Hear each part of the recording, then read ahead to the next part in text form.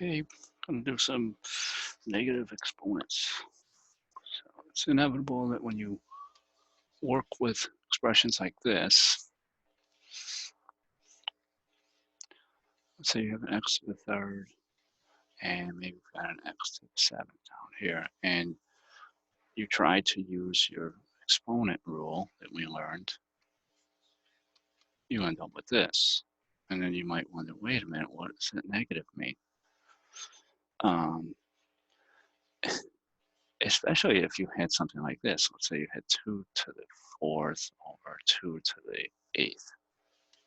Well, according to our rules, it would be 4 minus 8 like that, 2 to the negative 4. And you might be wondering, what kind of number is that? Well, to see why it's going to be what it is, you have to kind of go backwards with something like this. You have a 2 to the 4th, and now down here, that 2 to the 8th could be written as 2 to the 4th times 2 to the 4th. And then you would see that nice cancellation happen here, which leaves a 1 in place of each of those. And that leaves just a 1 over 2 to the 4th.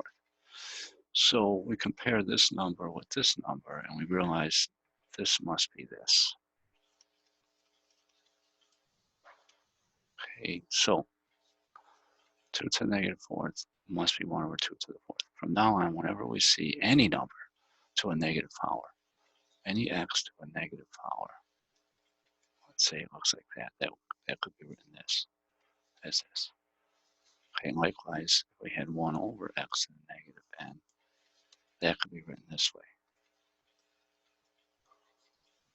over 1. Okay, so they flip-flop basically.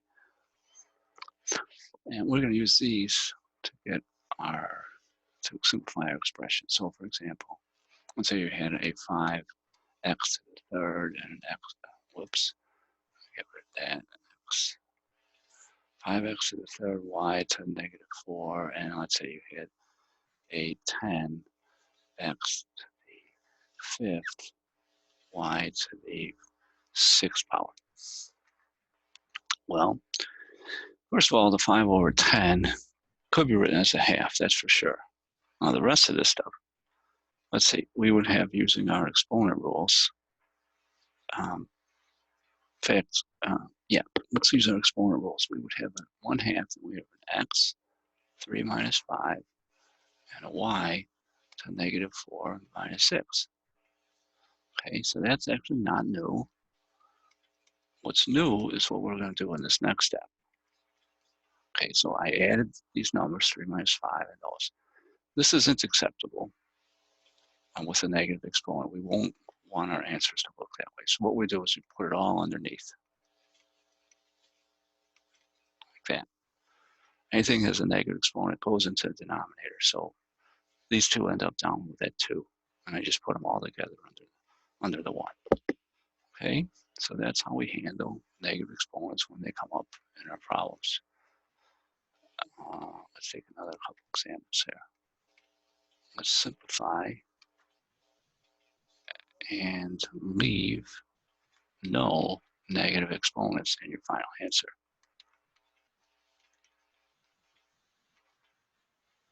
Okay, so let's simplify. We got 32x to the 4th, y to the negative 3, and let's say we got let's say we have an 8x to the negative 2, y to the 4th, and let's say all of that is going to be raised to the 3rd power.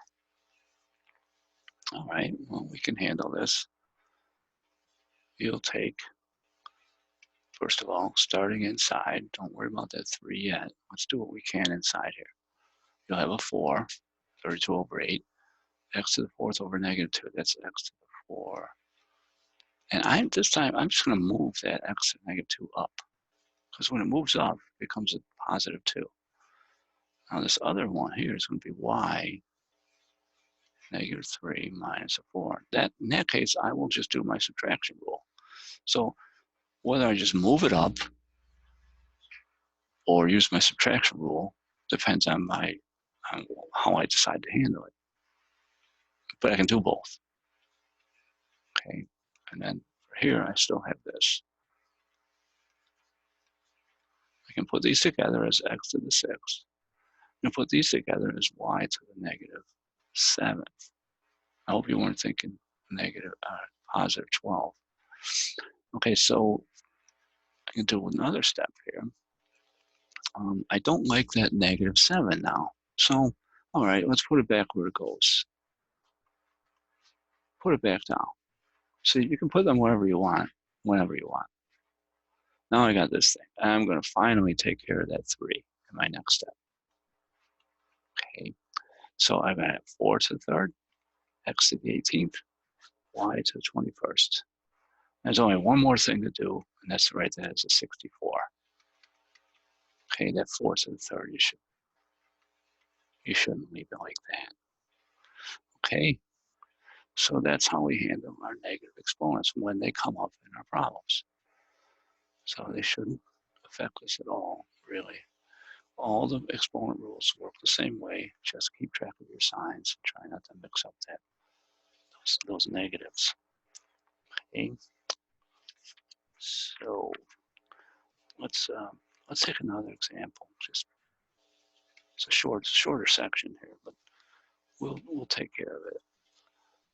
We got a -4 and a y -7, all divided by 6 to -3, x to the 3rd, y to the -9. Okay, so start right in.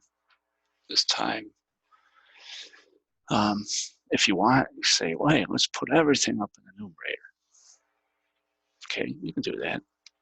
So I have a 6 to the -2, 6 to the 3 it becomes positive. Then I'll have x to the -4. That's where it is. Moving that thing up, it becomes x to the -3. Moving this up, it becomes y to the +9. Now I take my like bases and combine. This will be 6 to the 1st power. 3 minus 2 is 1. This would be x to the -7, because you're adding -4 and -3. And of course, oops, I lost my y to the -7. I'll leave that there. Okay, forgot about that. So put it in. All right, now add them together. You'll have a y to the 2nd power. One more step. Just bring that x to the -7 down to make it a +7 in the exponent. And it's finished. Okay, let's take one more example. Let's say I have a -2, x to -1, y to -2, and that's raised to the -2. And underneath it, I have an x to -1, y to the 4th power, and that's raised to a -3. Wow, okay. So it doesn't matter how complicated this is. If we follow the rules, we should get to the answer. Okay, so now I'm going to work on, I look at this, I have choices now because this division is going to happen last anyway. Okay, so I can work on the numerator separate from the denominator. And I'm thinking, why don't I distribute that negative inside here right away? Okay, distribute that -2 because it's going to be -2 to the -2, x to the 2, y to the 4. Okay, because I'm multiplying the exponents. That's why they turn positive. Now this one, you got to think of that as a -2 to the 1st power. And when you multiply a -2 times a 1, it's a -2. Okay, now down here, do the same thing. You'll have an x to the 3 and a y to the -12. Okay, so it's a little simpler. Now let's straighten out some of this stuff. That -2, that exponent, -2 to the -2, that's definitely going to come down as a -2 squared. Okay, now you still have an x squared and a y to the 4th up there. Now let's move up that x to the -3, and let's move up that y to the -12, which becomes +12. Okay, now combine like basis. We'll have an x to the negative 1, y to the 16th. And down here, if you square negative 2, you will get a 4. So we're almost there. Only thing wrong is that x to the negative 1, so you'll have to write it this way. Y to the 16th over 4x, and that's finished. Okay, so that one was a little complicated, but we got to the end of it. Just remember, this is sometimes tricky. Students don't know what to do with this. I want to emphasize this. If you have a negative, let's say a negative x squared, y to negative 3, and you got this raised to a negative 4, for example. That negative in the front, you have to do something with it. So you either extend it to,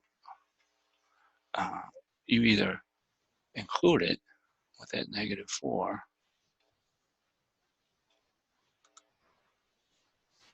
okay, that negative 4, it's either you take care of it, either include that negative with the x squared, or you just make it a negative 1 by itself. So I could do that. I could say that's negative 1 and then an x squared y to negative 3 to the negative 4. And then, okay, so that's negative 1 to the negative 4 with an x to the negative 8, y to the positive 12. So now, this becomes 1 over negative 1 to the 4th. And this becomes 1 over x to the 8th, and this stays as y to the 12th. So if I could finally write y to the 12th. Now I know negative 1 to the 4th is a 1, so that's gone. The negative is gone, and I just have that x to the 8th underneath. So that handles that. Okay, now let's talk about scientific notation. Scientific notation is a convenient way to write large and small numbers and try to keep accuracy and make it a little more easy to handle those types of numbers. So let's look at that now, scientific notation. Now, that's useful for really large numbers. Let's say you have a 5 with a whole bunch of zeros after it. It's hard to even keep track of it. We can use our commas to help us. So that's 500 million. Okay. And, or you might have a number that looks like this, 0.000135087, for example, with lots of zeros in it. Okay, and you might have to do arithmetic with these numbers. So what we have is what's called scientific notation, and it's a standard that we'll use. It looks like this. You have a number times 10 to some power n. And in each case, our number n will be greater than or equal to 1, but less than 10. The exponent is just an integer. Okay, so that means it's examples of numbers written in this form. Scientific notation will say might be 1.3 times 10 to the negative 4, or let's say another one, 5.6 times 10 to the 4th power, or 8.1247 times 10 to the 2nd power, or negative 5.805 times 10 to the negative 7th power, for example. So these are all examples of numbers that are written in scientific notation. Notice, and in this case, I really want to say this, the absolute value of the 9. So n could be any number, could be positive or negative. That number is greater or equal to 1 when we come out in this form. Okay, now let's do some examples. Let's convert. In other words, let's write in SN or standard form, which we call standard decimal. Okay, so these numbers up here are standard decimal. That's standard decimal. So is this. Okay, so that's a standard decimal. Whereas these numbers, they are scientific notation. Okay, those are scientific notation. So there's a difference. Now, in this case, I think what we'll do is we'll just work through a few problems here. I want to just add in. Oops. Okay. So write in standard or scientific notation, the SN, okay, scientific notation or standard decimal. So let's take 358.72. Let's convert it into SN, okay? So I want to move that decimal over 2 places to get it over here. That way the number will be less than 10. So I got to move it over there. So I'm going to do it underneath here, 3.5872. Now don't change anything else about the number, just move that decimal. But we can't put an equals in front of it unless the two numbers are the same. So we fix what we just did here. We divided by 100. We have to multiply by 100. 100 is 10 to the second power. So I moved it 2 places, 1, 2. I got to add a 10 with 2, with an exponent of 2. That makes it a 1 with 2 zeros, right? Times 1 with 2 zeros. That's scientific notation. Okay, let's do another one. Let's try 0.000158. Okay, now let's write that into scientific notation.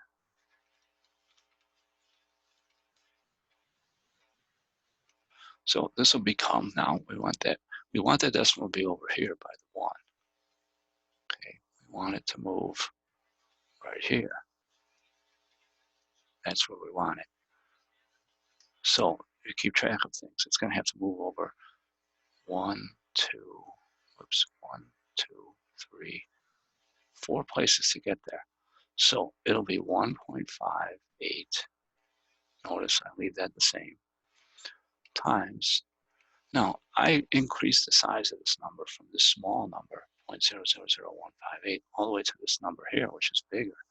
So I got to divide by 1, 2, 3, 4 powers of 10. So that's the equivalent of 10 to the negative 4.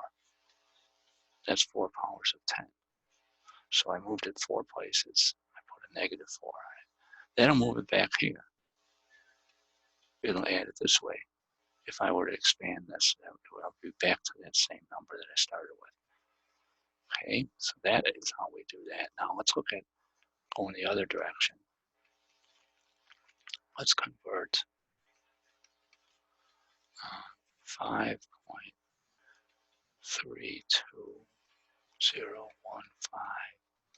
times 10 to the 4th power into decimal form. Okay, decimal, or what's also known as standard decimal. Okay, so convert it to decimal form. Now that 10 to the 4th means we're actually multiplying by a 1 with 4 zeros. So that's 1, 1, 2, 3, 4. When you do that, it moves this decimal over 4 places. So this becomes 53201.5. It has moved 1, 2, 3, 4 places. So there it is. Okay. Now let's do another one of those. Let's convert. Well, I'll use 5 again. Let's convert 735 times 10 to the 7th power to standard decimal. All right, well, you look at this and you say, okay, where's the decimal? It's after the 5, remember. So I need a 735. And after that, that's where the decimal is right now. I got to add 7 zeros to this. I got to move it 7 places. So keep track here. 1, 2, 3, 4, 5, 6, 7. Stop. There's the decimal. Okay. So you can put commas in here if you want. It makes them a little more readable. Okay, but keep track of the decimals now. Started with a 5, we moved it 1. So you can count them 1, 2, 3, 4, 5, 6, 7, and then I stopped with my decimal. 7 places. Okay, so that's how we handle the negative powers and scientific notation.